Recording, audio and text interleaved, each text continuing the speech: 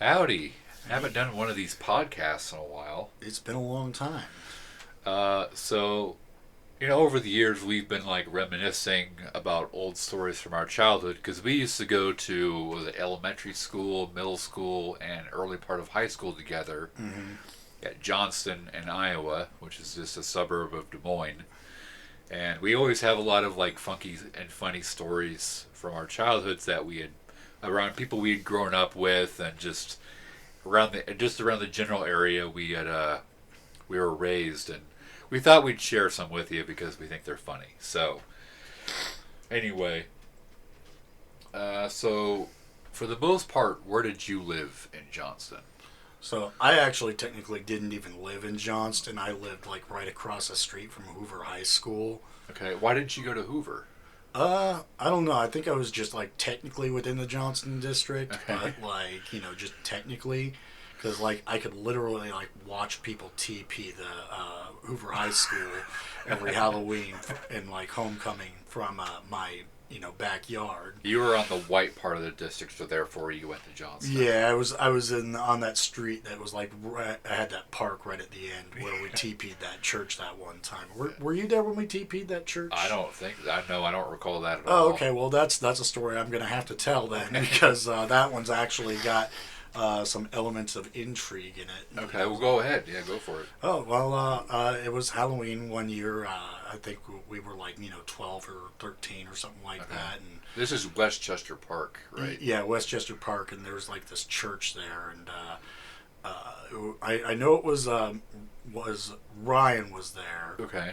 and so like it was him, me, and I can't remember who else. There was a couple of other people, but long story short, we were TPing this church. Not so much the church, but the trees around the church and Okay. stuff. Because we couldn't hook the toilet paper up over the building.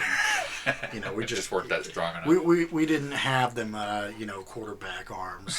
Which is why we weren't like in sports. Well, Ryan was, but he was like a defensive. He was the third string. Yeah, he was like a third string defensive lineman or something like that. But we were like TPing this church, right? And then this truck started like following us, right? Ooh. So we had to like dip and dodge, and we we're going into like this little wooded area that was in the park and everything to Okay. try and get away from this person that was following us around. But they followed us around for like 45 minutes before we finally gave them a slip. Wow. And then another year we tipped over a porta potty that was in that same park, and it turned out there was somebody in it. Ooh. So, What happened with that? Like they crawl out? well, or- they started like freaking out and cussing and talking about how they were gonna fucking murder us, and we dipped. Oh boy. Because we didn't realize there was anybody in there. It was supposed to be some good-natured mischief. Yeah. Just... What was that at night during the Yeah, night? it was during the night. That was the craziest thing. Is that like it was like fucking 1 a.m. and there's somebody like fucking in this porta potty. This poor guy, his toilet doesn't work, so he has to go to the park, take a shit at the porta potty, and the next thing you know is the whole thing is tipped over. Just these fucking asshole kids come out from nowhere and just tip this damn porta potty over with the guy in it. And the worst part is that I think we tipped it with like the door facing down. Ooh. Which So is probably why we got away. Yeah. But yeah, we never saw the guy or anything like that. We just Ooh. we know somebody was in there because we heard them freaking out. So he fell face first into the door, which lands on the concrete. It wasn't even on concrete though. It was like over. Wasn't it inside that little like metal? No, it was casing? like it was more over by that church. It was like in the grass. Okay, so Right. okay. It was a weird place for there to be a porta potty, but it was like out of the line of sight of most of the houses. Maybe it was his. I Right. guess.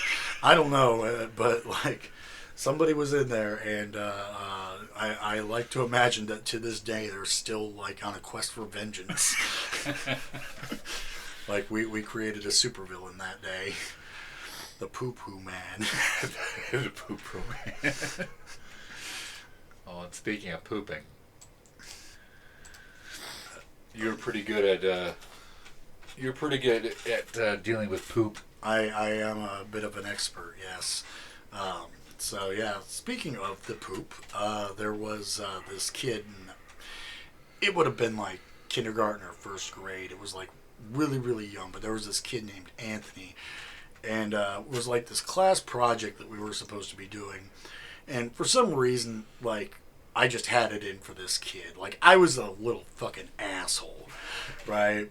And I can't remember what this kid did to me, or if anything at all, right? But I know who he is, and he made it very easy on himself to get picked on. right, and I'm not saying what I did was good or anything like that, but I just thought it was fucking hilarious at the time, which is why I got in trouble for it in the first place.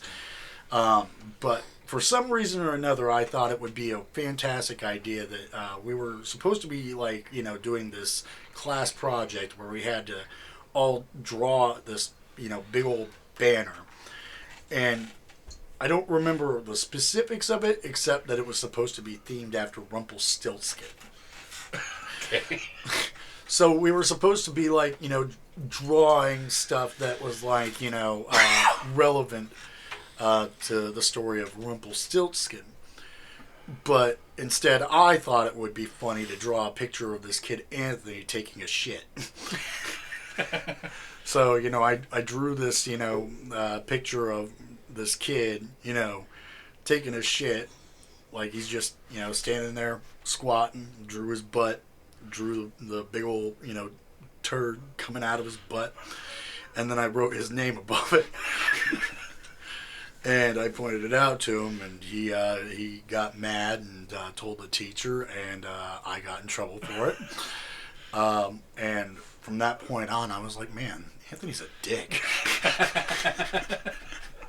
So he and I didn't get along very well after that. It's funny too, because like the fact that you put his name above it. Like it would have been bad enough that I just drew some random person pooping, but the fact that I like identified it. Hey Anthony, look, it's you. And I think the whole class might have gotten mad at me too, because then they had to scrap the entire thing. You couldn't just put white out on it? I guess not. That's funny. the entire project got ruined because Anthony was pooping. Yep. Fucking Anthony. Yeah, because he had these very kind of pop bottle glasses where it made his eyes all big. And him and I, like, I met him during kind of like this summer daycare kind of thing at Johnston, like a year or two before I moved to Johnston. Mm-hmm. And him and I, like, got along because we both loved wrestling. Yeah. But yeah, and he was one to anytime he was picked on even slightly, he would start crying. Yeah. Which is why I made it easy on himself to get picked on.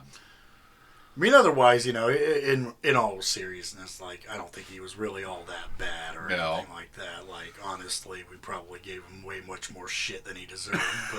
But as you said, he made it very easy, and we're nothing if not opportunists when it comes to destroying somebody's life.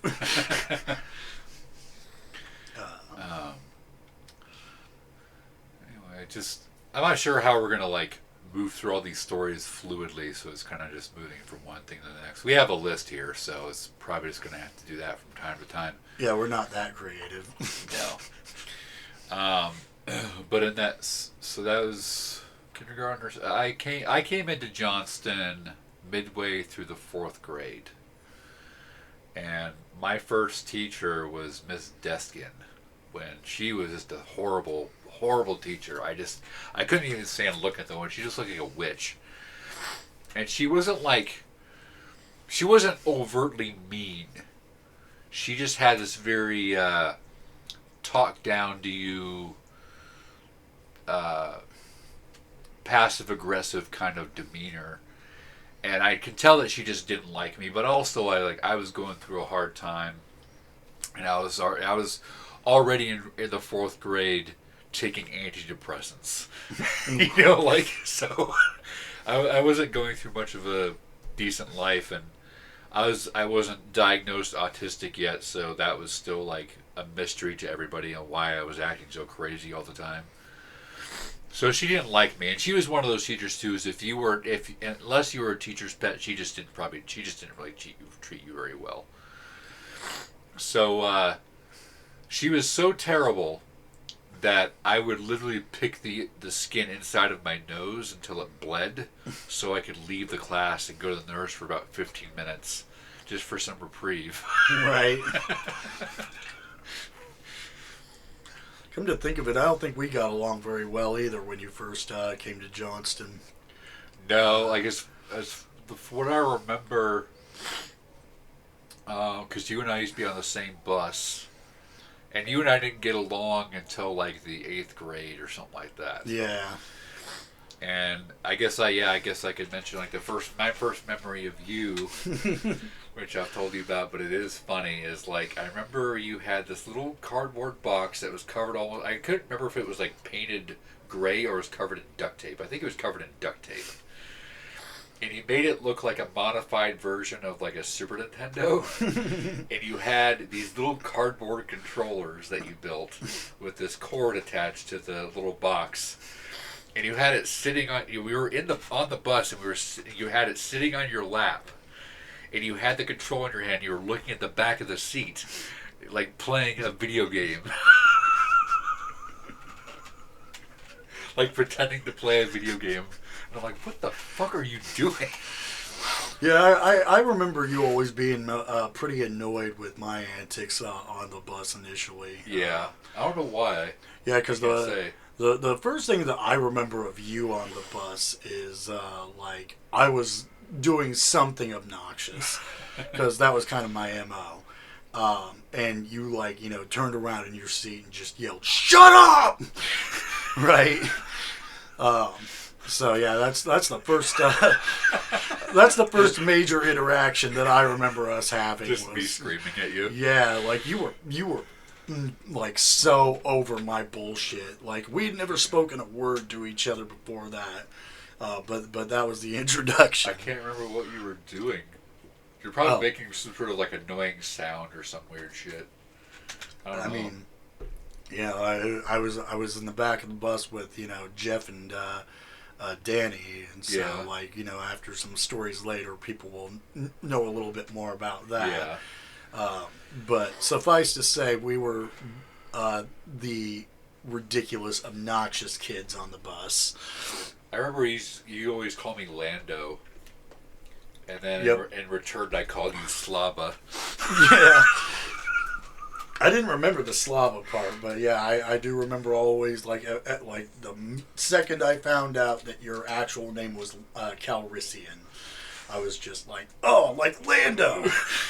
It's like, unfortunately, that's exactly what it is. and I did it 100% intentionally because I thought it would annoy you. Well, it worked. Because, as I mentioned, we didn't get along until we got a little bit older, and I can't remember what really changed either. I think that just. I think we probably just kind of came to a common ground and interest on something, and it kind of just built from there. But I don't remember what the hell it was. Yeah. It would probably have been like wrestling or like something music or video games or something. Yeah, Jackass or something like that. Because it was not terribly long before we started filming stuff. No, like the first thing I remember like you and I interacting on a regular basis was that fucking class where like. I don't know what the point of it was. It was just like we just go around school and do different like tasks for other teachers. Mm-hmm. Which is we had that class with Skeens, that little fucking fuckhead. Skeens. So Skeens is this this horrible little nerd.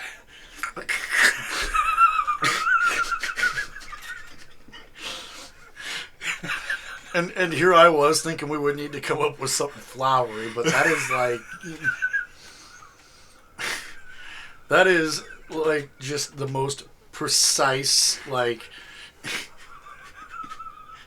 if you need a visual, like that is it, 100%. Like just imagine the most horrible little nerd you can, and that's Skeens. He had a very kind of puffy face, and he just had this very pissed off sounding angry voice all the time. He just, because the reason why I hated him so much because he had nothing but negative shit to say about everything. He always had something. He had just, anytime he had to say something about something, he was like, "That sucks. That sucks. I don't like that. That sucks. This sucks." Just negative all the time. So we had to do this class with him, and you and I were typically paired together because we were able to choose partners with a lot of things. So I would go around the school working on something or other, and I also remember maybe it was the thing that we both like Beavis and Butthead, because I remember you and I like acting like Beavis and Butthead during like that class all the time. Yeah. So maybe that was kind of it, but we also, maybe it was also that our mutual hatred for Skeens. Yeah, it turns out that Skeens was the glue that held us together for so long. But eventually, like, so I had dealt with enough of him to realize that I just hated that little fucker. And to the point where we openly were talking shit to him in class. And I remember the teacher like calling us out because she's getting mad that we were like getting upset with him or tearing him down. And I just remember openly stating, "But he's a dick!" like I just did not give a fuck about this dude's feelings. And I remember him looking at the teacher like, "Oh, did he really just say that? Like, you're going to let him say that?" And I'm like, "Well, he's a dick. He's an asshole." And I remember he was actually kind of nice for about a couple weeks, after that, but it didn't change in the long run. Oh, he was never nice to me. No. Like, I tried to befriend him the first time I met him because, like, he was like the new kid. And I met him at summer school because, again, I was an obnoxious little shithead and I was always causing trouble. And so, like, naturally I wound up doing summer school a couple of times. Yeah. But I met him at summer school, and when I tried to befriend him, he was immediately just like, "Don't talk to me. I don't like you." Yeah. It was just that scene in Star Wars, like, he doesn't like you. I don't like you either. Pretty well, pretty much. But he had a copy of Harry Potter, and I can't remember what Harry Potter book it was. I think it was the third one, maybe. Okay. But I waited until he wasn't looking, and I ripped the last page out. And I stole it, and I shoved it into one of the lockers in the hallway, so that, like, even if just a random locker, even if I got caught, I wouldn't be able to like retrieve it. So it's just like, nope, sorry, it's gone forever. I wonder if he had to buy another book. Yeah, if he wanted to find out the ending, he did. I mean, that's probably not the greatest plan because, like, they never have, like, the most climactic moment at the final page of the book. It's always, like, a few pages before. Uh-huh. He just didn't know exactly, like, how the book itself ended. Uh-huh. Like, he didn't Well, know. also to get that far. Yeah. And for, like, the last page or two to be gone. Right. is enough. Yeah, so he was always very butthurt about that. So he never forgave me over that. But, as you said, he's a dick, and he deserved it. Yeah, he did. Because, like I said, I tried to be cool with him at first, and he's just like, "Go away, I don't like you." Yeah, I remember, like, in one class I was talking about how I liked playing, like, my Xbox or something like that. He just goes, like, "Xbox sucks!" Yep. That's how he was all the time. Just constant negativity about everything. Yep, you couldn't have a conversation about anything without him having something to say about it. Mm-hmm. And never anything good. Like, it's not like he goes like, "Oh, I don't much care for Xbox. I like GameCube or I like PlayStation." It's like and let's have a mutual disagreement on like I like this and you like that. It's no like no you what you like is terrible and what I like is good. And the only problem is that you have to minus the fact that I like this. It's just no, you just suck. Yep. What you like sucks and that's it. Yep. If he'd like responded to some like Mortal Kombat on Sega Genesis is the best game ever, with some, I disagree. It's a very good game, but Donkey Kong Country is way better. If he'd said if he'd quoted Adam Sandler on that shit, it would have been fine. But like it's just it was just like Mortal Kombat sucks and you should die. Pretty much. And I sometimes wonder if he's still as miserable as he used to be, and I kind of like to hope that he is, because then it just fuels my still burning rage of hatred. I feel like he's just like a software engineer somewhere, and like he just codes like the all the programs that are like built to like induce suffering in the user. He creates printers. I'm not out of ink. I have paper. Why do I have to connect to my Wi-Fi? I'm just trying to fucking print off a page. I just want to print this meatloaf recipe, god damn it. Why do I have to sign in? Register the product. Oh. Yeah. Yeah, that's Skeens. We've got a couple stories about him, though. You have more than I do. That's about it for me. Oh, there was the time that Robert stole his chips.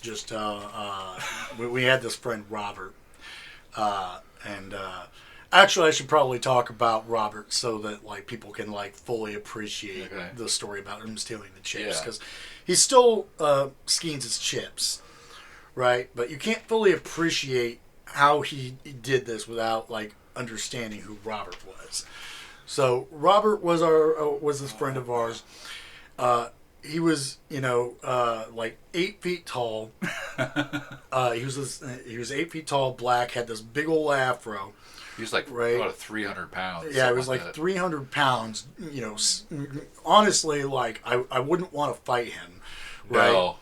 But he was the whitest motherfucker I ever met. Right? What is his favorite band, Bowling for Soup? Yeah, his favorite, like, he was the one kid walking around rocking a fucking Generation 1 Zune, right?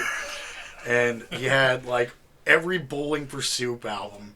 He had the soundtrack to, like, the Phineas and Ferb movie, right? So, like, and, the one time that he ever got in trouble, because like he was also one of those people who just never really got in trouble. Oh yeah, he was sneaky. Right? Like, for as big as he was, he could sneak some shit. Oh yeah, like he was very, very sly. But the one time that I can remember that he ever got in trouble is he got caught shoplifting Yu-Gi-Oh cards at Target. So as I said, the whitest dude ever, right? But yeah, if you could just imagine this guy, he's walking back from, getting his lunch in the cafeteria one day, and he's walking by the table, and he just straight up grabs Skeens' chips right off his tray and just walks away with them. And I'm sure Skeen saw it and just did nothing. Yeah, no, Skeens like didn't do a thing about it. Like, he just accepted it. You know what I mean? There he was with his nacho cheese and no chips. Yeah, because like they always gave us the nacho chips in like fucking these plastic bags, right? Like with no label or anything on them, just a plastic like tube of like corn chips. Yeah, these nasty ass corn chips. Government made corn chips. The government corn chips to go with the government cheese, the government nacho cheese. But they weren't bad though, actually. Like they weren't that terrible. Yeah, I mean, of all the government food that they served us, that was probably one of the most decent ones. Like, I never liked the government pizza. I don't remember much. Like, I remember the pizza, like in elementary school, like those rectangular, rectangular. Yeah, and they pieces were that, always like hella underbaked. And yeah, like, they're just, but the cheese was like pretty rubbery, and like they were just like planks, like they're just like little dough planks yeah, with some government marinara and government rubber cheese. yeah. And the pepperoni was just like these tiny cubes of like. That's how pepperoni is cubed. Yep. That's exactly how I like my pizza toppings, just like little tiny meat cubes. And like you'd be lucky to get like 4 or 5 of them on a slice. Like, they're just like, money don't grow on trees. I remember one time, I don't remember why, but they gave us Gushers. I think it might have been like the last day of school or something, but they gave us all like a little package of Gushers. Typically there'd be like, babies 8 maybe in a bag. And I remember this, and this one girl got like 16 in her bag compared to everybody else. Gushers are amazing, but like it sucks that they only put like 8 or so in like a pouch. Yeah, right. Like I want like a fucking 1.5 pound bag of just loose Gushers. Right. Just a feed bag of Gushers. Yep, just strap that shit to my face and watch me go. So, Robert stole his chips, and you did something else to his lunch tray. Yeah. It'd be funny to do it if you did it the same day. No, I don't think it was the same day, but I did fart on his lunch tray one time. And he didn't know, right? Nah. Like, it was just kind of one of those things where, like, you're walking by and you just, just toot on his lunch tray. And then he ate your fart. Yep. I like to think that, he always wondered about that ravioli. Like, does ravioli taste a little more beefy than usual? During most of the lunches throughout my tenure at Johnston, I was always with the skater kids, the skater guys. Those were always pretty cool dudes. I remember like they always had the greatest. They had some pretty great humor because there was this girl named Ocean that went to our school, and eventually down the line she just started looking more and more like a grandma. Like the glasses, the big pop bottle like round glasses. The haircut was all like curly like an ocean. Yeah. But it was like red and like it just was shaped like an elderly grandma. And so they just started calling her grandma. Yeah. And I remember they kept doing that. Eventually one time she pulled out one of her sporks and almost threatened to stab one of them. I never knew too many of the kids in that crowd, but I do know who you're talking about. Yeah. So yeah. She did have that kind of like 20s, what are those ladies called in the 20s? Flapper? Yeah, flapper girl. Yeah. Haircut. So, But a flapper that's been keeping the look for way too long. yeah. So yeah, that. Another the same lunch. I had a couple other weird moments in that same lunch, which is in high school. There used to be a guy named John who's part of their group, and he let me play on. He had like one of those like Texas Institute like fucking calculators. Oh yeah, the scientific calculators that you could play Doom on. Yeah, and he had Mario on his, and he let me play it sometimes during lunch. He was fucking cool as shit. And I remember like Emily, the redhead. Yeah.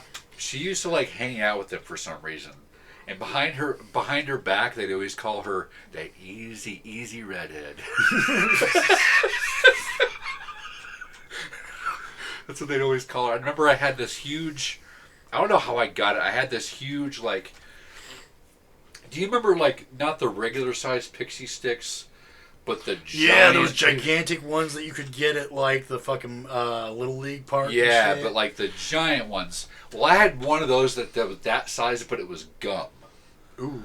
Okay, so I had that. Just I don't know why I had it or like where I got it from, but Emily was there and she like had a low cut shirt on and she like bent over on the table and like I think she knew what she was doing. She's like, "Can I have a piece?" And I'm like, "Yeah." Like, Please tell me that you shot it. I wish I would have, but she wasn't a bad girl to have by your side, even though she was that easy redhead. Yeah. At least you got an opportunity. But the other thing that happened was it was like freshman year or something like that, and our team was going to like the state tournament for their basketball, and I didn't even know about it. But during the lunch period, like all the students started pounding on their desks simultaneously, and just and just excitement and being culty about it. just having some culty school spirit for their basketball team that's probably not going to win. But the fact that they got there is good enough. We got to state! Yay! For once! Yippee! But they finally got there, and everybody was pounding the desk, and eventually it cools down. And at the very, very end, my dick ass just screams, "Johnston sucks!" And I don't know why I did that. It was a dick move on my part, but it makes me chuckle.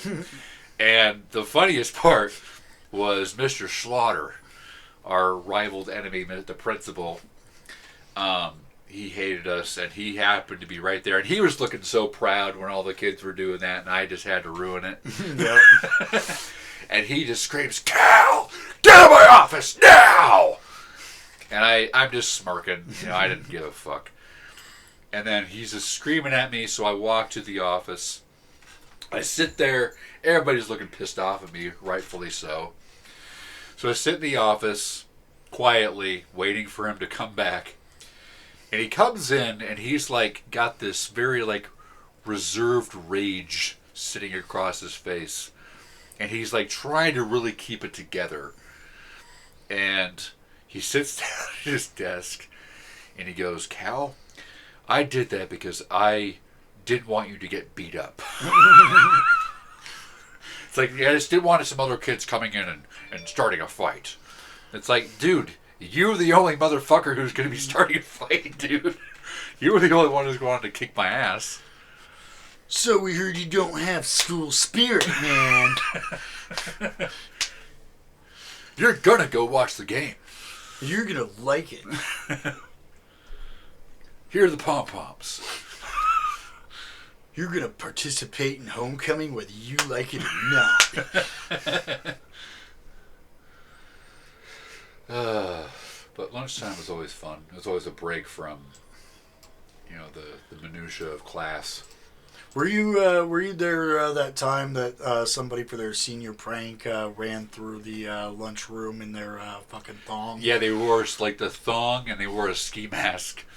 And they just ran through out of there. And they still got caught. And I don't know how, because it's like he was running pretty fast, but somehow he didn't plan it out very well. Yeah, the mistake was that he didn't oil himself up before. I mean, it goes without saying that if you're going to do anything that involves you wearing a thong, you got to, baby oil yourself up first, I mean, it's a rookie mistake. I mean, this is something that we've learned over the years. That was way better than the other. I can't remember what year it was, but every time I was going out in the hallway, there were stink bombs in the hallway. Like, it just smelled all the time. And that was that year's prank, Yeah. But see, I always wish I could have seen what Jeff would have done for his senior prank. That would have been pretty amazing. Because we got stories about Jeff. Oh yeah. I describe Jeff as like someone you can't clone him. Yep. He's almost impossible to classify in terms of just categories of people. Yeah. He's even hard to describe what he looks like. Other than he had a very horsey grin. He did, but it's not just horsey. It was very like mischievous horsey Yeah, chainsaw. like yeah, mischievous, horsey, chainsaw killer. You know, like he was the kind. I think maybe the best way I could describe him is that like legend has it that he once scared a goth kid at Hot Topic so much that that kid became Jonan Vasquez and created Invader Zim. Right? Because Invader Zim is like a very, very like toned down version of what like, and not the character Invader Zim, just like the universe of Invader Zim is almost like a very toned down version of who Jeff was. Yeah. You know what I mean? Like, Yeah. I also like when you said once is that he was always very privy to secret information. yep. He always knew something that nobody else did. And you always had to wonder, like it was so specific, such specific information. It's like, yeah, you could create that, but that's also pretty specific that he would know these things. Like, Yeah. But he like, also can you? he also seemingly had the ability to like fuck with the laws of physics. Yeah, I remember him running on walls a couple of times. And not like, you know, how somebody would normally do like a parkour wall run. Uh-huh. Like longer than he should have been able to. Yeah. Right? One of my favorite stories about Jeff was it involves that Emily girl that you had mentioned earlier, the one with the red hair, Yeah. and also this other girl, Ashley, that both rode our bus. And Jeff was one of those people that always sat in the back of the bus with me and Danny and a few other guys, and were always being obnoxious. But Jeff was like the king of being obnoxious, right? Like he was an insane person, but he was well aware of the fact that he was insane and he relished in it. Yeah. He did. Right? Like he wasn't some tragic, misunderstood supervillain. Like he knew exactly what he was doing and he was enjoying himself. Right? Very much so. And like, one of the things that he would always do, like he had the song of his people, which would just be this hee whenever he would like be pleased by something or like, and I can't even do it right, like it was much higher pitched and much more energetic, right? Because Jeff was always very energetic. Oh yeah. But If he was taking medication, it didn't work. yeah, like I'm not certain that he was a human being, honestly. But there was this time that we came back after like summer break, right, for the new year and everything, and he had gone to Adventureland over summer break, which is this theme park in our state, and he had gotten this magic wand from this magic show, right, and it was just one of those wands that like has the elastic in it so that you can make it like rise up in your hand to give the illusion it is like moving and stuff. And he was just like being obnoxious with it, pretending to cast spells and stuff. And there's this girl Ashley and Emily, or these girls Ashley and Emily, and they always sit together because they were like best friends, right? And the girl Ashley, she's like, the blonde, cheerleader type girl, Miss Popular, Daddy's money kind of girl, right? But she's like, just looking at us with like just disdain and being like, fuck those guys, right? And she's like, you guys are never going to get married. Right? And like, just talking shit and everything. And Jeff decided that he was going to, cast a spell on her. So they get And oddly enough, Jeff got married. Yeah, Jeff's married now. Yeah. So, I mean, I'm not, but I got married and I'm on my way out. yeah. But anyways, these two girls, they get off at their bus stop, which is, at this girl Ashley's house. And Jeff, being who he is, he's always able to, like, squeeze through spaces he shouldn't be able to. So he's able to squeeze like He's like a 2/3 of ferret. his body. Yeah, he's like a human ferret. Um, but he was able to squeeze like 2/3 of his body. Like, it was literally just like, above the kneecaps that, like, were still inside the bus, right? But he gets out the window, right? And he's like waving this fucking wand around and, just yelling something in some weird language. Like, it wasn't even like, you would expect like Latin words or anything like that. Like, he just made up this completely different language, right? And he was doing all these gestures with the wand and stuff, and then he ends it with an aha, Like, that was the other thing. Like, he always had this very weird like cadence that only Jeff could do. But Yeah. like, there was always a ha ha, There is something also very Mr. Burns Yeah, about Jeff too. yeah, there's definitely a bit of Mr. Burns in there too. But, he casts this spell on these two girls, and they're just like standing there like, what the fuck? And, our bus driver Charlie's yelling at him to get back in the bus. And, he finally does, right? And so, we go on, and, for the rest of the bus ride, it's just kind of like, that was fucking hilarious, because, like, Jeff just, went and was acting crazy, which was entertaining enough as is, right? But later on, I had gotten off the bus at Jeff's house, and we were walking over to our friend Ryan's, and we had to pass Ashley's house on the way to get to Ryan's, right? So as we're walking past their house, we notice that their book bags are still out on the porch, right? And as I mentioned before, Emily was a redhead and Ashley was blonde. So their backpacks were still sitting there on the porch. But also sitting on the porch are these two cats. And one of them happened to be this kind of ginger orange color, and the other one was more of kind of like a blondish color.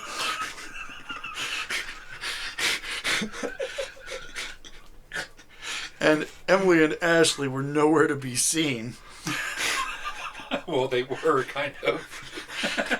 But so, we're sitting there like cracking jokes that like, oh man, you actually turned them into cats. That's fucking great, right?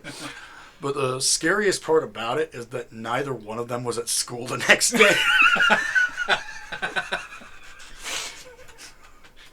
And so I've always maintained that, like, there's that part of me that, like, I know it's crazy, But it is Jeff. but it's Jeff. And, like, all bets are off when it comes to Jeff. Like, things may seem, like, impossible when Jeff is involved, but when Jeff is involved, right, impossibility is not an issue for him. Like, He at least turned him cats for 24 hours. yeah, at the very least, Jeff succeeded in casting a spell that turned these girls into cats for at least a day. I will not be convinced otherwise, because, it's, if you knew him, you would understand that there's no other explanation for it. Yeah. One of my favorite things that I always love to recall in my head is, I remember he was doing homework once. Like, the one time he was being very calm on the bus, and he was doing homework, and I looked down on it, and he like was working on this essay, and like it started, the words, when he looked down the page, the words started getting smaller and smaller and smaller, and it started looking like more like the Willy Wonka contract. Yeah.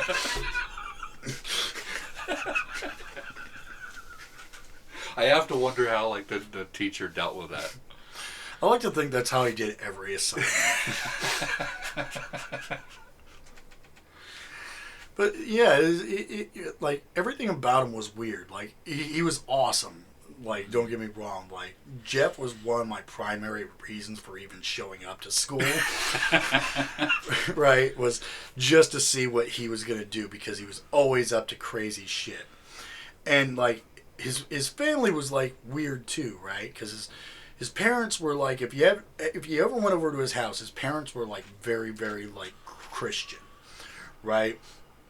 But like, whereas like most religious parents tend to like, kind of push their kids into it, they didn't do that, right? Like they had all kinds of like iconography and crosses and stuff up in the house, but they didn't like, push it on the kids or anything like that. But they also had like this bird cage with like 15 finches in it. And their wings weren't clipped or anything like that. And they would just leave the thing open and let the finches like free roam around the house, just flying around. So there'd just be these fucking finches flying Was around the there like house. bird poop everywhere? Weirdly enough, no. Of course. Like it was just a strange place. Like I Yeah. didn't go over there super often, but like yeah, it was a weird setup, and like Jeff had like so many knives, right? Like And I remember he had like a legit African spear. yeah, and he also had this Norwegian troll that we used to use a lot in our videos back in the day. That I always thought was really funny. It is funny looking. But yeah, like there was Jeff, and then he had a younger brother Dan, and then he had a sister also named Emily, but not the Emily that we talked about earlier. And they were all just varying levels of like Jeff, right? I don't ever remember his sister. I don't even remember what she looks like, so I can only go by what everybody else says and what Clank had said, that she has rape eyes. Yeah, she did. Yeah, she did have them eyes. Like if you ever seen that that old meme of the guy that says you gonna get raped, those are the eyes. Yeah, and then my other favorite story of Jeff is, I remember I was wandering around with my mom at the cemetery just off of University, and at that pond there was always these lots of geese, lots of geese. They'd always go there. That's where they'd flock. I remember seeing one that was all like, kind of like deformed and bloated and had these weird like growths on him and stuff. He's just very sad looking little goose. And he was by himself. Like that was also the weird thing, is they all flock together, but this one, he was deformed, sad, and by himself. Mm. And all of a sudden, Jeff and his mom and Daniel, his brother Daniel, step in, and we just say hi and stuff. And I pointed out to him about that goose, and just out of random, Jeff just goes like, "Yeah, he used to be the leader."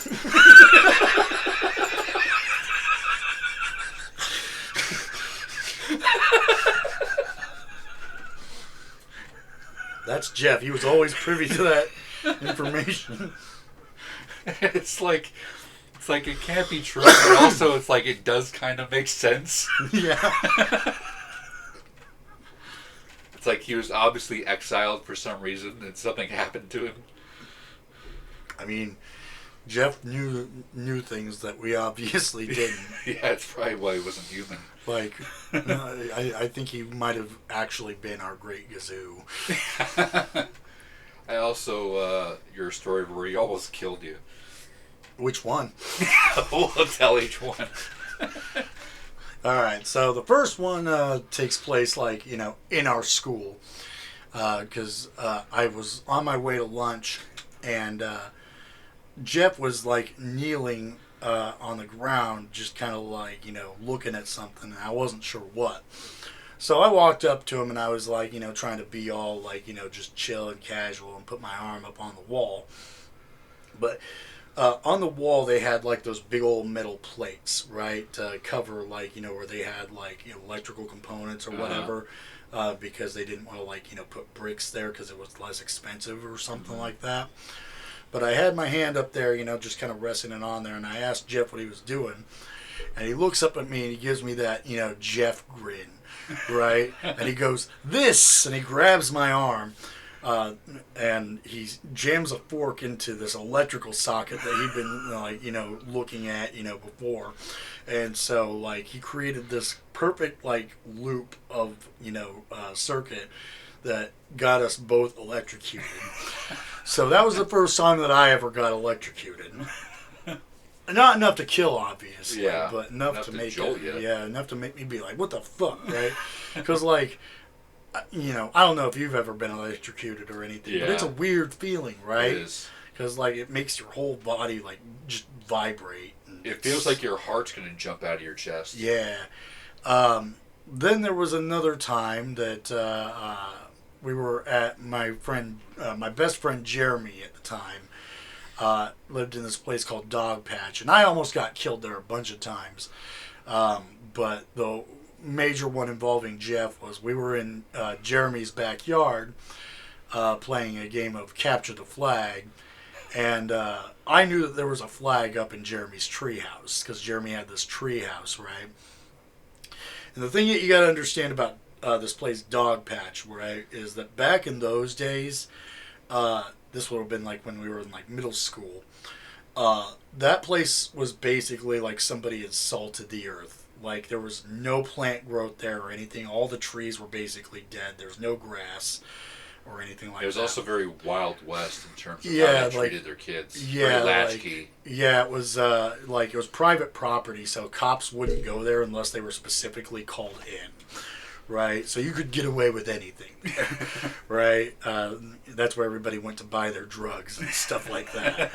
Um, but It's thankfully been cleaned up since. yeah, it's a much nicer looking area now. But like it was very just kind of like it wasn't a trailer park, but it might as well have been. Like a really really like low rent trailer park. With actual trap houses. Yeah. So, we were playing Capture the Flag in Jeremy's backyard, and as I mentioned, it's all dusty, it's all dirt. And there's like, just all kinds of like tools and, boards and, random clutter lying everywhere because like nobody gave a crap. Right? And I know for a fact that there's a flag up in the treehouse because that's one of the best places to put a flag. Uh-huh. So I start climbing the ladder to get into this fucking treehouse, right? Mm-hmm. And I get up to the top of the ladder, and Jeff pokes his face out from the doorway, right? And he gives me that big old horsey grin, and he goes like, "Ha ha!" And he just kicks the ladder, and I start, falling backwards, right? How high are you? It wasn't a terrible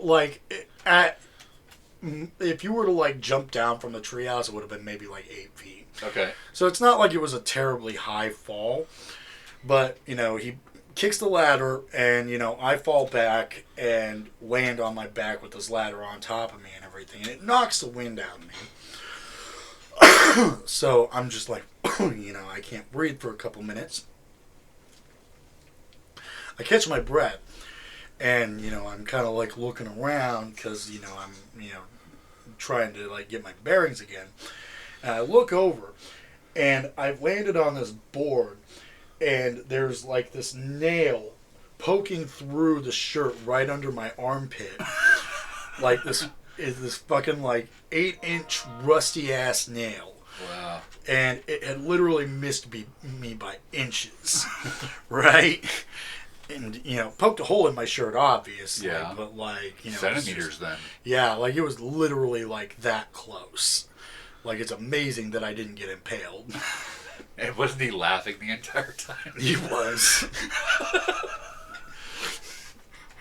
But it wasn't even like him actually like laughing. It was him doing like this weird like Skeletor like villain laugh. Just this very like ha ha ha. Imagine I hear the last thing before you die.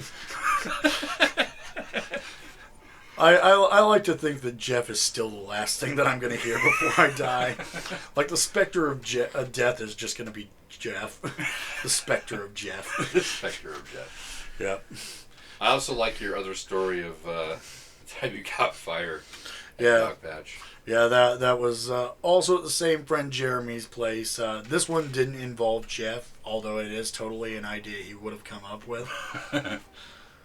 But it was during our pyromaniac phase, where we, every boy goes through that phase in middle school where they become Sid from Toy Story and they just want to burn stuff. blow stuff up. But we filled up this like old Folgers can with lighter fluid and set it on fire. And we decided we were going to play a game of like high stakes kick the can. High stakes kick the can. Yeah. So Jeremy went first, and I was standing off to the side because I didn't want to get hit. So he goes to kick the can, but he kicks the can at such an angle that instead of flying forward, it flies directly at me and spills all this lighter fluid all over my pant leg. So like my pants up to about like the upper thigh are caught on fire, and I'm running around like a jackass because like no matter what anybody says, you don't remember to stop, drop, and roll when you're actually on fire. Yeah. But what I did do was I hopped the fence and jumped into the neighbor's above ground pool. And so, yeah, that's how I destroyed one pair of pants. And I know you have two other good dog patch stories. There's a few. There was this one guy who lived in Dog Patch that anytime like anybody stepped onto his lawn, we didn't really mess with the guy because we legit thought he was crazy. But anybody who would like go on his lawn or even really anywhere near his house, he would come out and start like chasing them away with garden shears. It was always the garden shears, and yeah, it was always like in the Big Lebowski or whatever. Was it the Big Lebowski where they're like in that dream sequence and they're chasing him with the scissors? Yeah. He would do that, So that was something that we would see from time to time, but we didn't really mess with him because of that. Yeah, right. And then there was, I have a permanent scar on my right eye from this time that we were, once again in Jeremy's backyard. We were, as I mentioned, in our pyro phase in middle school. And we had dug this trench in his backyard and had like a hose that, we were letting water flow down it and setting up like little G.I. Joes and action figures and stuff just to like make these battle scenes and all that. And I had this one old ass G.I. Joe. It was like one of the Barbie doll style ones, the bigger ones. Yeah. And I had tied it up to like a little stake that I made, like I was burning a witch or something like that. And so I was like burning this G.I. Joe at the stake, and I was like poking at it with a stick, yelling at it to talk and everything, just because I was being a little psychopath. And the head starts bubbling, right, because the head is made of like that softer rubber. Yeah. So like I thought that was hilarious, and for whatever reason I got the bright idea to like poke at it with this stick, right? And so I'm like poking at it with this stick, and nothing happens at first, but then like it pops, right? And I didn't get it mostly anywhere, but I did get a little piece of like molten rubber, like right in my eye. So if you look in the white of my eye there, you can see a little red spot. So that's where it hit me. So I got like molten rubber in my eye from this fucking G.I. Joe head that exploded in my face.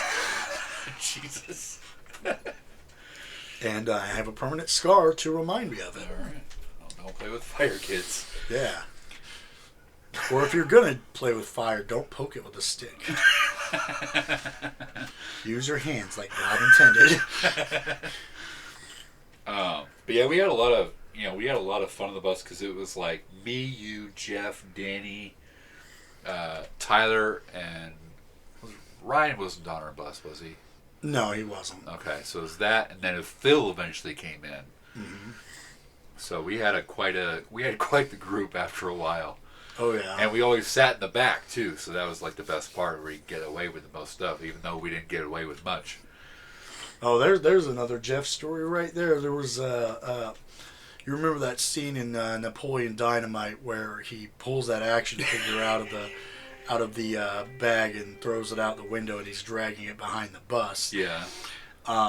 So I like to think that scene was actually inspired by Jeff, but like Jeff didn't do that because this obviously happened before Napoleon Dynamite came out, which is why I think that Jeff was the inspiration for it. Yeah.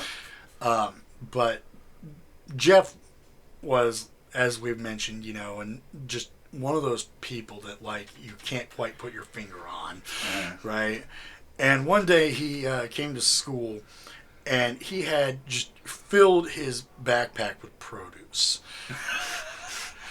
right?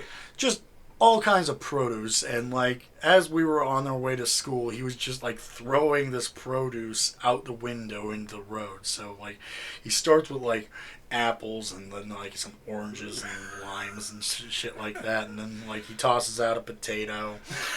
But before I knew it, he like produced a cantaloupe and a fucking like head of lettuce and shit like that. And again, he was able to like break the laws of physics because he was able to fit way more of this stuff into his bag than he should have been able to. Like I can never fit that much stuff into a backpack, but this kid, like, he had a backpack that went straight to fucking Narnia, man. Like, I don't know what it is about him. He was just, he had like a pocket dimension or something. Like, pocket dimension. Yeah, like it was the craziest thing. But yeah, he was the kind of guy who would throw like just fucking random produce out the window of a bus. And that reminds me of the produce thing with Stodola. Yeah. His locker. Yeah, there was this kid, Stodola, who was so weird that we thought he was weird. Yeah. And like he wasn't a bad guy though. He's just odd. Yeah, but he would like just do stuff that like annoyed even me. And I was pretty obnoxious, and I relished in being obnoxious. I liked annoying people. So if you could get on my nerves, right, yeah. you were especially bad. But he was the kind of kid who would like jump on you in the hallway and like hump you like those zombies in Ocarina of Time. Yeah. Right? Or I remember one time he like legitimately tried to like flirt with a girl by teaching her how to do the fusion dance from Dragon Ball Z.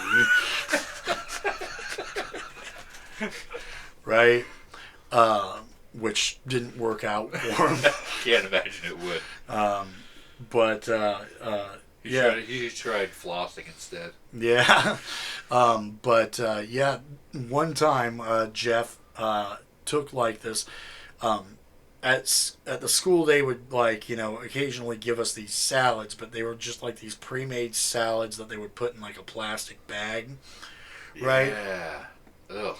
And like it was the nastiest salad too. Like it was always like just barely like before its expiration date. Oh yeah, I was about to say that too. So if like you were not going to eat it at lunch, just don't eat it. Yeah, it was the government salad.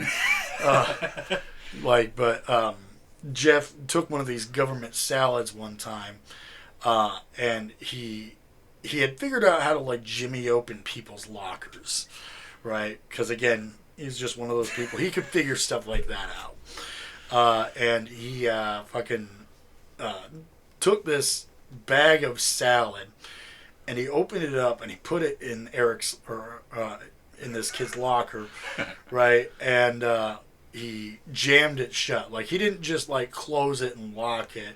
Like he jammed it shut so like it couldn't be opened without like you would have to have like a pry bar. Yeah. Right? So this kid couldn't get into his locker for like a week and a half because they wouldn't like do anything to get it so he could open his locker. And then by the time they did, the stench coming from his locker was just god awful. Like you could smell it whenever you walked by, but when they actually got it open, the whole hallway got infected. Poor Stodola. My only Stodola story is he used to get picked on a lot, obviously, because if you're going to try to teach a girl how to do the fusion dance, you're probably going to get picked on by the jocks, right? Yeah. So he got picked on a lot. He handled it pretty well. In fact, this is the time where he handled it the best. And I knew the kid that was picking on him because he was kind of an asshole, too. He was just kind of one of those general bullyish, dickheaded kids who had no right to be a dickhead but was a dickhead. So I don't know what was said, but all I had heard was that he had been picking on Stodola, and they turned around and Stodola literally kicked him in the butthole. Like he had kicked him right smack dab in the butthole. Yep, just a big toe right in the fucking sphincter. The conoidal. So that happened, and then so I heard about that, and the next thing I'm walking in the hallway, and I'm walking by the principal's office, and there's two chairs sitting outside. There's the part where there's the door, and there's the part where there's the two chairs, the secretary's desk, and then behind it is the enclosed area where the principal is. And Stodola and his bully are sitting in the two chairs with their lunch trays, and the bully is sitting there weeping like he's crying quietly, and Stodola is sitting there eating his lunch. Not even looking particularly pleased with himself. No, just not pleased, but not remorseful. just like he doesn't even notice that there's anything different. Just no lunch. And I was so proud of him that day. I was like, "Damn, good for you, dude." Yeah, I mean, in fairness, for all the shit that I've ever given him shit for, he went and got buff and he got real buff. He even did that even during school. Yeah, so good on you, man. Yeah, and I think he is married now as well. And like I said, he wasn't a bad guy. He was just odd. Yeah, but he was odd enough to get on my nerves. Again, I think that was mostly just because I was an asshole. Well, I could tell you my biggest asshole moment. Oh yeah. So there was a kid named Keith. Ugh. And everybody knew Keith because he was also one of those kids that was very easy to pick on. He made it easy on himself. So,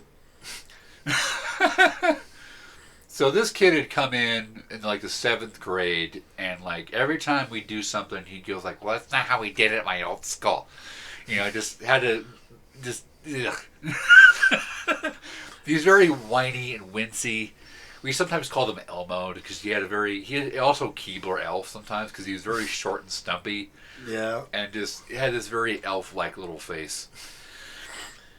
So there was also this girl named Justina who, every guy in our graduating class knew who Justina was. She was probably the 10 of the graduating class. Every guy wanted to be with Justina. Yep.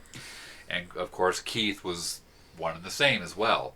In fact, so much that he took one of her pencils openly and kept it.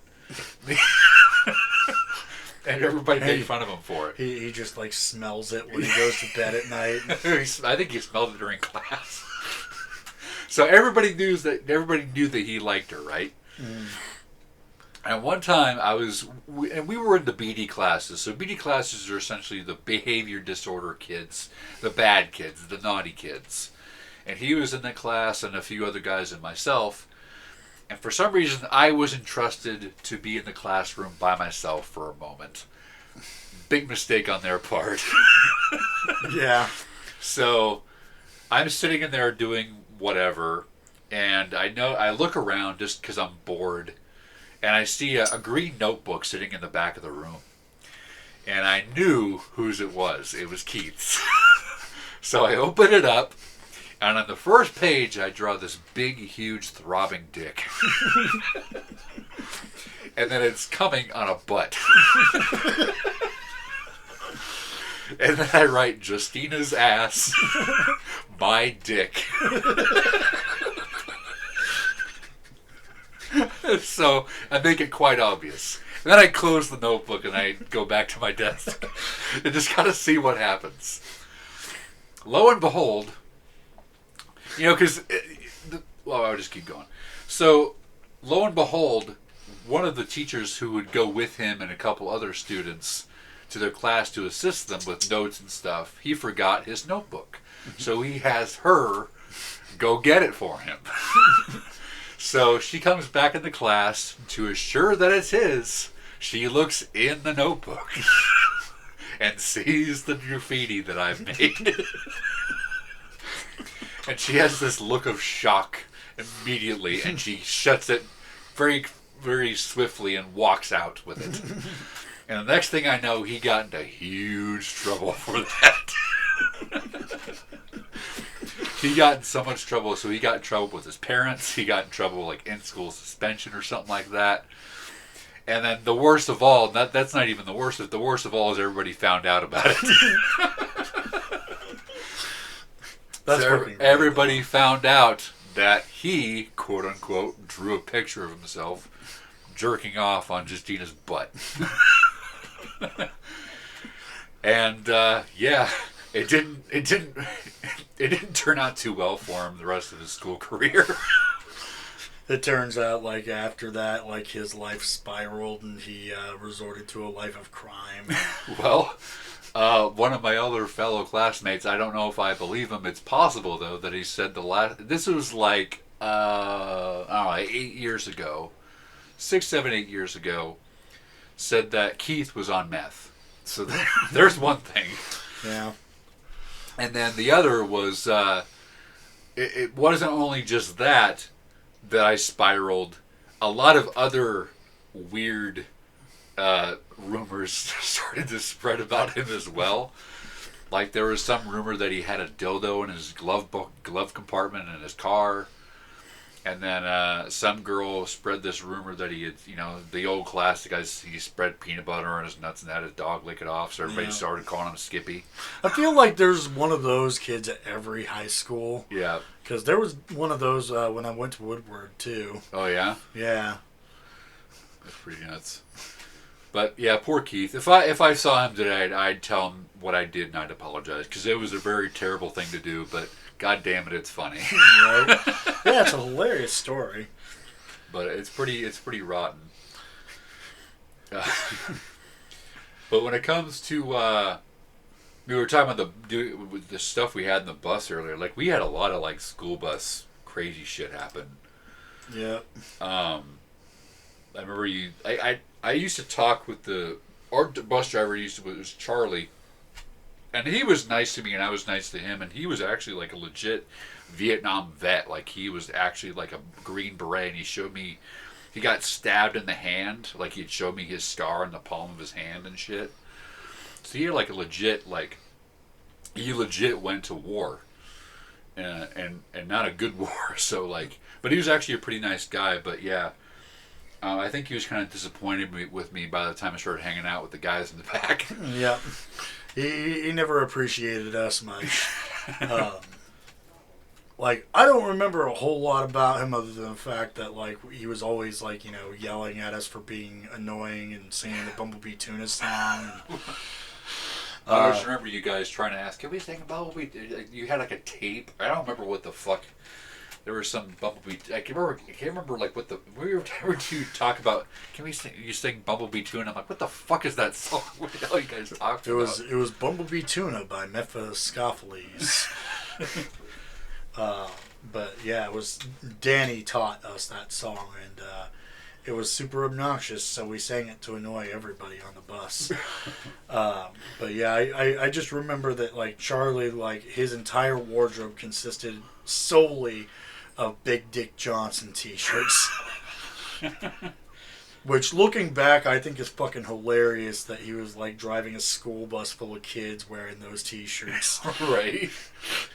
I think he even wore a lot of sweaters. Big Dick Johnston. Yeah, but like literally it was always the Big Dick Johnston t-shirts, which is like, it's like one level of one of those peopleism above like wearing Big Dog t-shirts. Oh yeah. You know what I mean? Like yeah. If the Big Dog t-shirts aren't, 90s hyper masculine enough for you, the Big Dick Johnston t-shirt is the next step up. Oh yeah, you had the. I mean, because Jeff had thrown the produce. You had the printed pictures Yep. that you showed off. Yeah, when I first started getting into girls and stuff, like trying to actually like get a girlfriend or whatever, uh, I had effectively like burned every bridge possible, locally speaking. uh, so I had to go into the whole world of online dating, which is a weird world like at that time because it was like early 2000s. Yeah, that's still chat I was rooms like and stuff like that. 14, 15. Yeah, you're going in there, you're asking people ASL and stuff like that. And I've been talking to somebody, and I had pictures of them.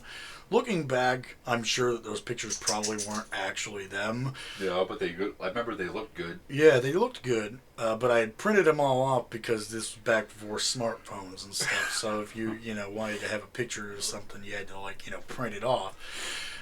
And so like we had all these pictures of this girl that I'd been talking to on like I think it was a website called like Face Party or something like that. It was like pre-Facebook. But we were like holding these pictures up in like the fucking back windows of the bus and just like showing them to people that were driving behind us for some reason. And they weren't like, they weren't full on dudes, but they were like side boob, I think, kind of. Yeah, I mean, it was like, risque, somewhat. Yeah, somewhat risque, I guess, but like, not like, full on like, just like, hey, look at this sexy girl, and that the I'm bus, talking to. yeah, and the bus driver confiscated them for more reasons than one. Yeah.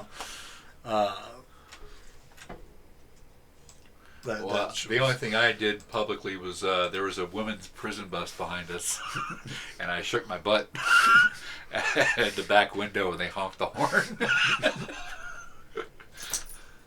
I like to think that, like, the bus was just full of, like, very thirsty, like, butch, type,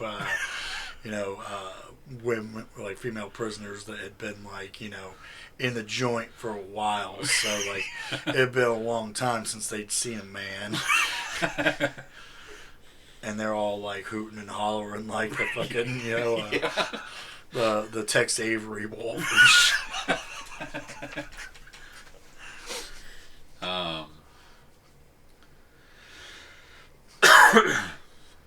guess the only other thing with the bus, big story that I got was there was a girl named Jenny that we had gone to school with and I had known for a long period of time, and she was really like beautiful, really. Like I always thought she was really good looking, but I never like kind of like blossomed until one point.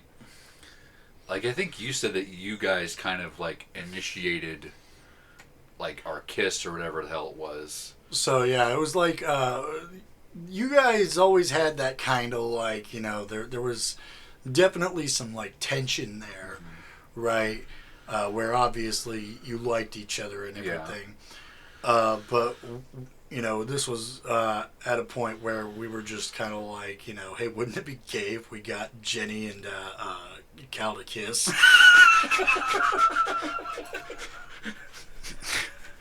Like that's how we thought, because we're a bunch of dumb very young teenagers. And then it was like initiated so much that we were pressured, and then eventually I was like, all right, well, let's just go for it. Yeah. And then I remember like we were kissing, and all of a sudden she started slipping tongue. Like immediately. This is like my first kiss. Like I had never had one before. And like so I'm like, well, I'm gonna slip her the tongue back, I guess. Like, well, let's see what happens. And like we kissed, and then like one of the biggest confidence boosters was like, oh man, you're a good kisser, that's sexy. I'm like, all right, like I can do it. Yippee! And I remember like the weird thing was that I remember she said that she had a boyfriend that day, but then the next morning we were all sitting in the back, and we were talking, and we had that tension again. And then I remember Phil, another friend of ours, a big old black dude, very hilarious guy, had one of the most hearty laughs I've ever been around. Very funny dude. Did a fantastic Chewbacca impression. Yeah, that was one of his best things too. He had a great Chewbacca impression. He would just do it randomly too, and it was hilarious. And so he wrote, because it was kind of like, so it was during somewhat like winter, somewhat, where it was getting colder. So like the windows would be all fogged up. So she was looking at me, and I was looking, towards the window, and he had written "she's single" on the window. So I think we're all kind of like, we all knew what I was leading up to, and I kind of like, I don't think I officially like asked her out. I just kind of said, "Do you want to have coffee or sometime?" Yeah. And it was like from like later that day, everybody's going like, "So you're Jenny's new boyfriend?" I'm like, all right, like I didn't know that we were getting it that serious. No! I'm trapped. But anyway, so like all of a sudden I knew, before I even knew it, I had a girlfriend out of nowhere. Gay. So that was like my first love. And like I fell head over heels for her. Like I was really, really into her. And like I remember one time, like it was like her, Caitlin, Alex, Rachel, and some others. Like it was like 6 girls and me. We all went to Merlehay Mall, and we were just mall ratting around. And I remember like she gave me some like black lipstick and like eyeliner, and she put like a black star on my cheek and stuff, and we were just wandering around just being goofs with all these girls. And I remember the funniest thing that makes me laugh about that whole incident was we were there, we were like, we're freshmen in high school and stuff, and all of a sudden we're walking towards a table in the food area, the food lounge, and there are these like withered 19-year-old goth girls just sitting at a table, and they look over at us and they're like, what did they say? They were like, "What's with all these new mall rats?" Like, like, I'm sorry that I bumped in and intruded on your gothicness, Your Highness. Like, This hot topic's not big enough for the both of us. but it was very just like, what the hell's wrong with you? Like, I always look back on, I came up with this, like, it's funny what happens to people when they take being a teenager seriously. Yeah. But anyway, so. These problems matter. But anyway, so like, her and I never like, and she pointed out once that she also asked me to steal a shirt for her at the mall, which I didn't, but then it didn't matter because she stole a bracelet from Claire's anyway. And then, so she pointed out this bedazzled AC/DC shirt that she wanted. Mm-hmm. And she really wanted it, and then I told my parents about it, and my mom was so kind enough to go get it for me to go give to Jenny. Yeah. And then I got it for her, and she was all excited. She gave me a big old kiss. And then, like, for the rest of the day, she was, like, bragging about this shirt. And I was right next to her, and she was never saying, oh, I got it from my boyfriend. When I could have been like, oh, I got it for her, but I was just standing behind her awkwardly. Because, like, this was when I had no experience with girls, so it's like, where do I put my hands? Like, how do I stand here? Where am I? What is my role? Like, I didn't know anything. So I was just this awkward guy who didn't know how to be a boyfriend. And we were together for like a couple of months. And all of a sudden the winter formal comes up. And I buy her, or my mom buys her like $60 worth of like roses and a bunch of other crazy shit. And then the winter formal's there, and this is like my first dance. I'd never been to a dance before. I meet her there, and of course Torrance, he comes up wearing his Green Day shirt with a boat with a necktie over it. You know, very very pop punk of him. Um, and there's this kind of this weird air that I didn't quite notice at first because all of a sudden this girl named Crystal, who I never really like spoken to before, she comes up and she gives me a big old hug. I didn't know like what the fuck is that about. It's almost like she knew something. So like Jenny, Leah, and Alex and some other girls come in. You know, I give Leah or Jenny her poem that I wrote and the roses and all this stuff. And then it's a weird night, and so we're standing in the gymnasium, not dancing whatsoever, because you know who dances at a dance, right? But anyway, so like I remember I'm just standing there with her, and like everybody has this kind of irritated. All of her friends kind of have this irritated look at Jenny, and we're standing together, and all of a sudden Alex like pulls me into Jenny. He was like, "You're boyfriend and girlfriend. Act like it." I'm like, "All right." So I'm like holding her, and I ask her if she's all right, and she nods with this very kind of like saddened look. All of a sudden, we go out of the gymnasium into the back hall, and we're just hanging around. And I was feeling all good, and all of a sudden, like Jenny pulls Rachel away. And, you know, I'm standing there hanging out with Torrance and stuff and chit-chatting, feeling all good. And all of a sudden, Rachel starts walking back and she goes, "Cal, she's breaking up with you." And I'm like, oh, shit. I was like fucking, my heart just dropped. And all of a sudden, Jenny, you know, tells me it's over. There's someone else. And my heart just fucking sank. I was depressed as fuck. And it turns out that she had dumped me for this guy who had raped his little sister. Ooh.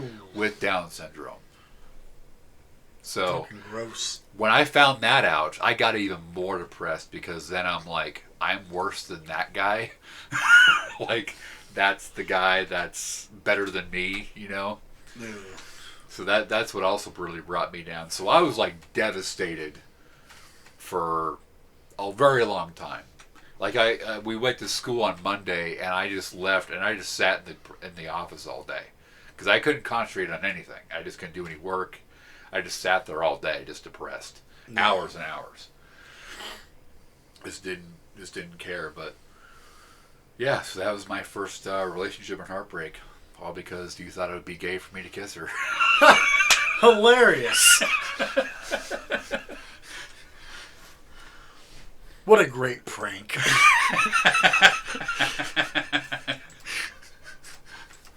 The plan worked.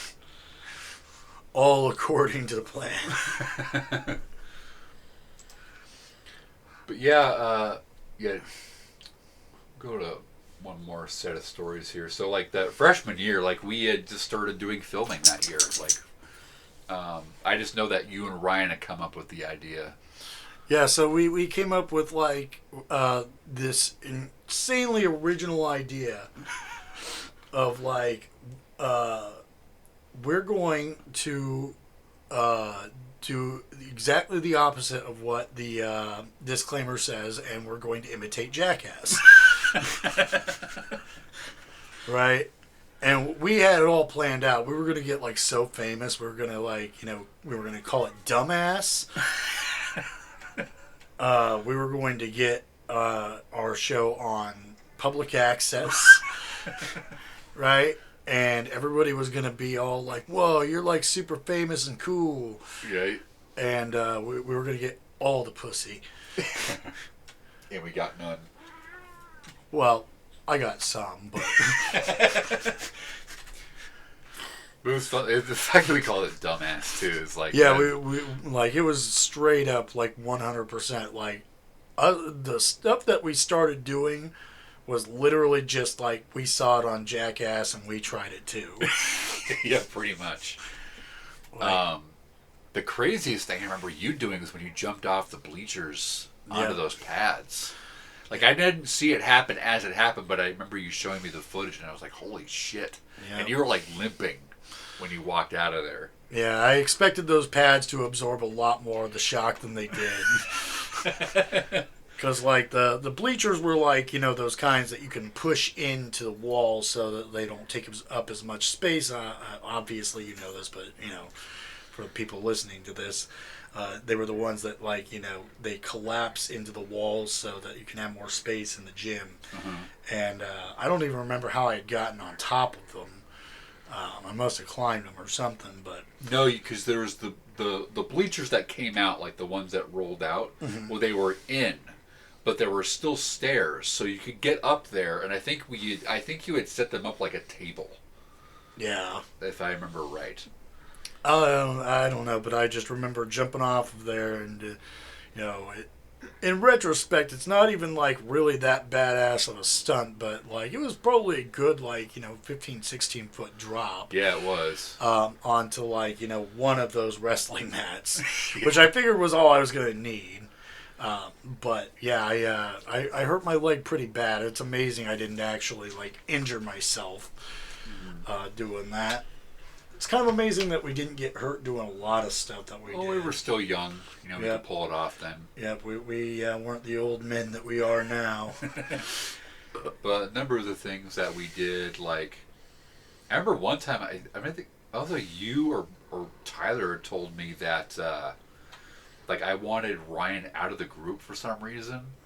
And I think it was because my idea was that he wasn't really doing anything. He was just kind of observing. Where I'm like, no, you need to do something. Yeah. If you're not, you're going to get kicked out. I don't know why, it wasn't even my group, so I don't know why I was cared so much. I remember, his way of getting back into the group is that he ran shirtless in Westchester Park. Yeah.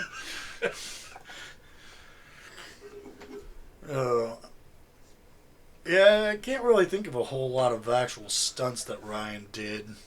No, I remember you were, laying in the street or something like that, or a couple... Yeah, we did lay in the street and hold up traffic just to be assholes one time. Yeah. I remember that time that Tyler did a 5-star frog splash off of one of the benches outside the school onto you. Yeah. And then Mr. Slaughter came and took the camera and said that he was confiscating it because we were going to try to sneak it into the girls' locker room. Yeah. Which was that's a very stupid plan, because that's what it was a pretty bulky camera, first of all. That, and it's secondly, also if that's what you suspect, and the fact that you're confiscating it, that's sus, man.